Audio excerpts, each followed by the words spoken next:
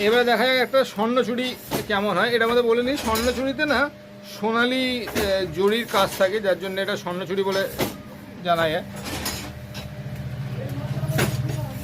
এখানে দেখুন আপনারা ক্লোজ আপ দেখাই, সেই রাম লক্ষ্মণের ডিজাইন করা আছে। এখানে দুই ভদ্রমহিলা সেহনাই বাজাচ্ছেন এবং পার্টটা যদি আপনাদের দেখাই ডিটেলে, এটা হলো পার্টটা। একজন মহিলা গাছের তলায় বসে আছেন আর একজন সেবিকা মনে ওনার সেবা করছে। এখানে রামায়ণের দৃশ্য দেওয়া আছে, এই পুরোটাই এরকমভাবে আছে। তার নিচে একজন পরীর সেতার নিয়ে আছেন এবং বিভিন্ন রকমের পৌরাণিক কথা নিয়ে এখানকার ডিজাইনগুলো করা হয়। এখানে কোনো মডার্ন যুগের ডিজাইন ওরকমভাবে দেখবেন না, সবই কোনো না কিছু রিফ্লেকশান থাকে। এই আবার সেই জিনিসটা, এবং এখানে আঁচলের শেষ। তো পুরো ডিজাইনটা একবার টপ টু বটম দেখাই।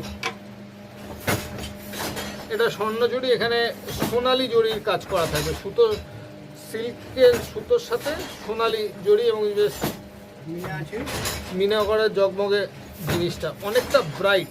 বালুচুরিটা যেমন অনেকটা ডাউন, কেন কি জড়ি কোনো কাজ নেই, পুরোটাই সিল্কের সুতোর কাজ। এখানে জিনিসটা অনেক গর্জিয়াস।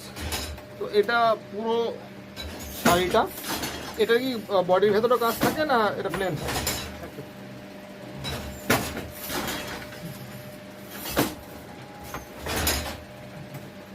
আচ্ছা, বডির ভেতরে ওই অলমোস্ট সেম ডিজাইন, কিন্তু এখানে ডিজাইনগুলো দেখুন, যতই হোক ডিজাইনটা উপরে যদি ফোকাস করি, দেখুন জিনিসটা একদম নিখুঁত কাজ।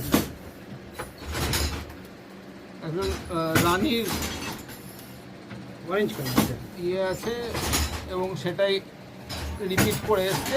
একটা বডিতে 10খানা করে